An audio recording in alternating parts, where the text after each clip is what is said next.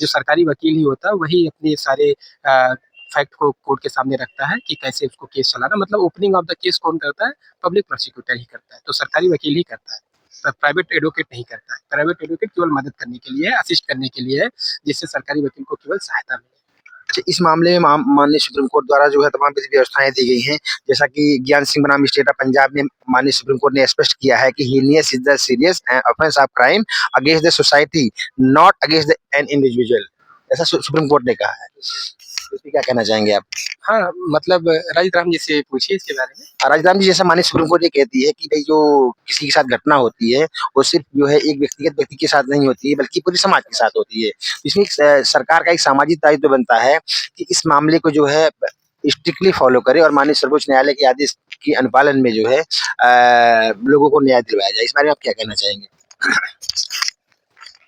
बिल्कुल, इसमें जो है सर्वोच्च न्यायालय के आदेशों का जो है फॉलो करें और जो है सरकार जो है जितने भी जो है क्राइम हो रहे हैं उस पर नियंत्रण रखें। जैसा कि AR एक्चुअली बनाम RS नायक की केस में माननीय सुप्रीम कोर्ट ने डिसाइड किया हुआ है कि यदि मान लीजिए आपका जो कंप्लेन करता है वो साइलेंट हो जाए, मान लीजिए मुकदमा लिखवा देता है और चुप हो जाता है, कुछ नहीं बोलता है, ठीक है, तो क्या उसके बाद भी वो केस चलेगा? बिल्कुल चलेगा, स्टेट के अगेंस्ट ऑफेंस है। कंप्लेनेंट केवल एक काम था उसका इन्फॉर्म करना, बाकी स्टेट के अगेंस्ट में वो ऑफेंस हुआ है उसका पूरा ट्रायल चलेगा।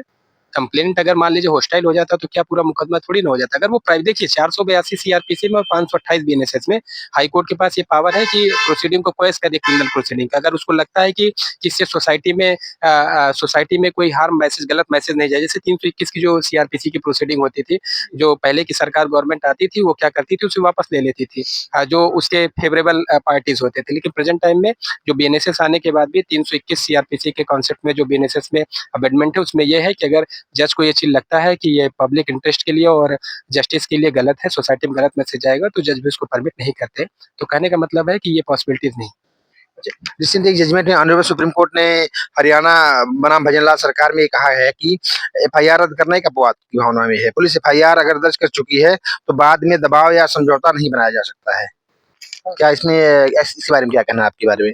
एफआईआर कोई कॉग्निजेबल ऑफेंस होगा तो पुलिस की ड्यूटी है कि उसको एफआईआर दर्ज करेगी, और अगर पुलिस ऐसे नहीं करती है तो डेफिनेटली उसके, वो पब्लिक सर्वेंट है, वो अपनी ड्यूटी का मिसयूज कर रही है, तो उसके लिए क्रिमिनल जो एक्ट है उसमें उसके लिए पिनल प्रोविजन है।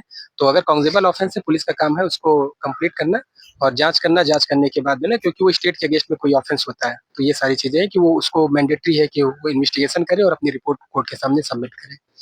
जैसा कि माननीय सर्वोच्च न्यायालय ने भी इस मामले को जो एक्सेप्ट किया है कि उसमें कहा कि every crime is an offence against the society, therefore the prosecution is responsibility of the state to individual, not individual victim.